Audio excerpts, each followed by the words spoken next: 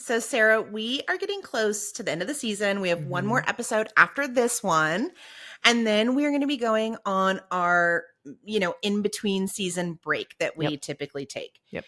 And happening while we're on break is our book club discussion of our current selection for 1,000 Weeks. Yes, which, by the way, several of you have already registered for. So I cannot wait to connect with you all and talk about this book.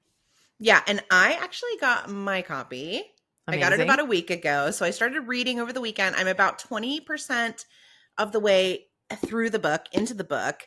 And I thought that it would be really cool for you and I to kind of check in with each other, Okay. maybe share a little tease of, what we've read so far in the book, so that maybe anyone who hasn't picked up the book, isn't reading, maybe we'll encourage them to pick it up and join us for that live conversation in September. I love that idea. I happen to have mine on my desk as well. I've been reading it in the mornings. I'm also about 20% of the way through on my second read. And I want to say that it's almost like I'm reading it for the first time. Like I know the general like concepts and things that he talks about in the book, but a lot of it is like fresh and new to me. So it's been really exciting as a reread. Yeah, there is, I think, a lot right up front, right, that he is putting in your face. Yeah. It just the general concept of this idea of 4,000 weeks to begin with Mm-hmm. is, he is saying that if we're lucky, we get about 4,000 weeks in our life to live. And right up front, he was like, look, in the long run, we're all going to be dead. Yeah. So how are you using that 4,000 weeks? How are you, I hate to say the word like prioritizing, but ultimately that is what we're talking about here. Mm-hmm. Prioritizing the ways in which that you spend your time. Yeah. And I think if someone is wondering, like, why is this a Good Food CFO book club selection? It is very in line in my mind with building a business on your own terms. And so typically when we're selecting a book, it's either going to have to do with the food industry as a whole. It's going to have to do with building a business, right? It's going to have to do with business financials, or it's going to have to do with mindset around building a business on your own terms. We are fighting against corporations, right? And industry consolidation. We are fighting against big business media, if you will, traditional business media, right? That tells us to focus on top line revenue, that tells us to grow at all costs, right? So in so many ways, the work that we're doing as good food founders and those in the industry who want to support good food founders and build a more equitable food system, we have to sort of march to the beat of our own drum. We have to drown out the noise and really be able to get centered in on what do we want? What is the business that we are trying to build? And how do I stay focused on that? And as you said, how do I prioritize the right things, perhaps, right? So that I am building the business that I want on my terms, but beyond that, building the life that I want for myself, my family, whoever is important to you in your life. And so that is why 4,000 Weeks was selected as a book for our book club. And I'm just really excited to talk with people about it. Yeah, something I was actually just reading this morning that made me go, oh no, was he was talking about, this is where Oliver Burkeman, the author, is sharing that he himself has always been a productivity geek, Yeah. right?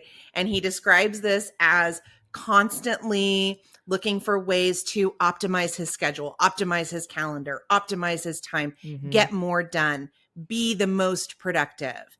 Mm-hmm. And the thing that stuck out to me in reading this section was that is something that I also do. I don't know if I'd call myself a productivity geek.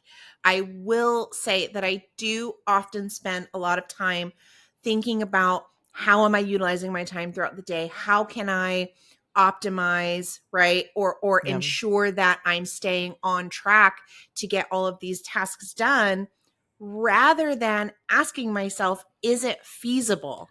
Yeah. To get all of these tasks done in a day. And then what ultimately happens when I don't get them done is the shame or the, guilt creeps in, and the rest of my day is kind of shot. Yeah. I think you bring up an interesting thing, and maybe we can talk a little bit about something we've done in our business recently. Yeah. At the Good Food CFO, there was a moment in time, well, it has happened periodically, I think, throughout the existence of this business, where we have a to-do list, we have goals that we want to achieve, and the overwhelm sets in, this feeling of like, I cannot get everything done. And it's not because you're not managing your time or we're not managing our time properly. It's because we're attempting to do more than is feasible. And recently, what we did was we asked the question, do we have time to take on this exciting project that we really want to work on? Because we think it will improve things for the people who visit our website.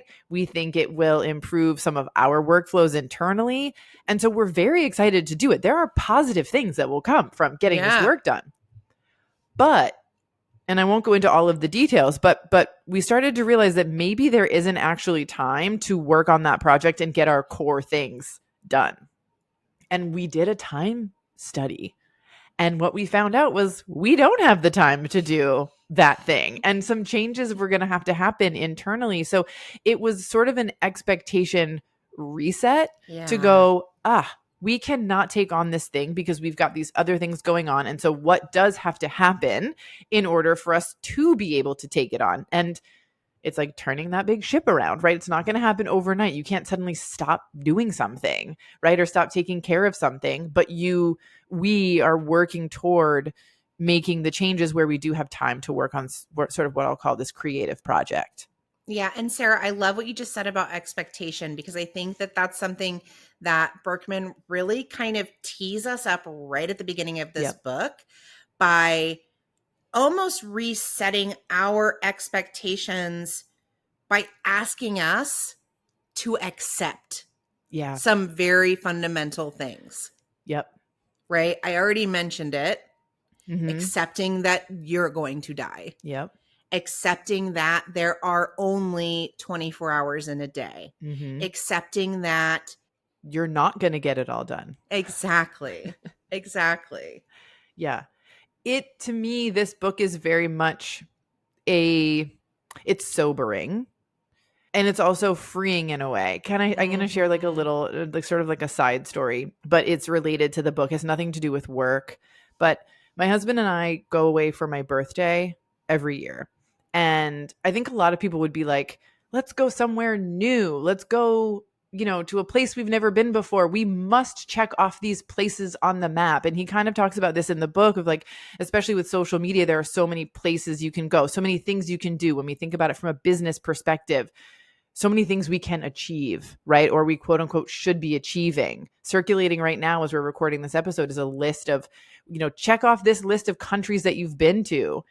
And my husband and I go to the same place every year because we love it, because we love the way it makes us feel, because we look forward to being there every year. And to me, that's very Baba Yacht in terms of like building a life on your own terms, because it's not about what other people will be impressed by. It's what fills us up and makes us happy. And that's a non-business example, but I hope it relates, right? Like back to that Baba Yacht, back to what do I want my business to be, back to what can I focus on? What do I want to focus on? What will make me happy? What will make me proud? Mm-hmm. And being okay with letting the rest of it go. Yep. I think that something that is really interesting that he talks about in terms of, when you're in that mode where you don't want to let any of it go is this idea of the efficiency trap. Yep. Right? Yep. When you're trying to get everything on your to-do list done. And so you work to be more efficient, get more done in the same amount of time, thinking once I clear the deck, Yeah. right?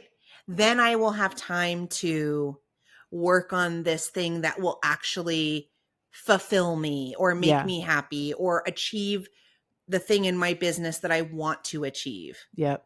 But what is the truth that Oliver shares with us?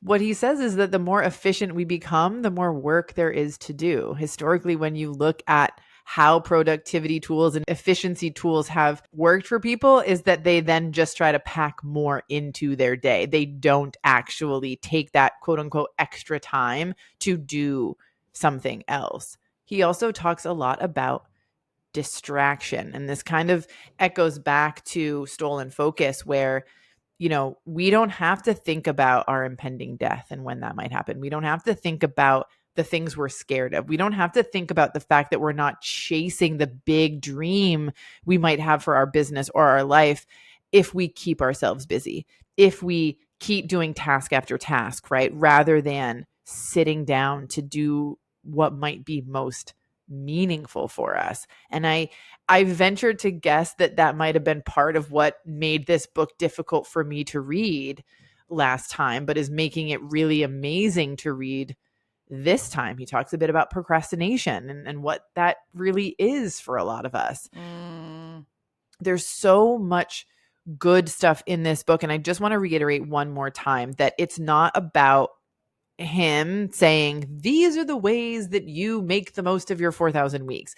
He says, in the book, I'm not an expert at this. Like I understand it and I try to live it day to day, but I'm not perfect. And I'm not going to give you the, 3 things that will help you, to maximize your 4,000 weeks. That is not what this is about. He does offer some recommendations in terms of, like, if I'm remembering correctly, because I haven't gotten back there yet, but how to prioritize your day, how to approach your day, what kind of mindset you might be able to have. How to think critically. Yep. About your day. Exactly. I love that. Yeah. So again, we chose this book because it is very aligned with Baba Yacht. It also, is making us think, and we're really interested in knowing what you all have to say about this book, how it might be changing your mind, or perhaps, we hope, helping to reinforce the Baba Yachtness for you and your business. And Chelsea, remind us once again when this book club event is happening and where folks can grab their copy of this book, because I really want this to be our biggest book club conversation yet.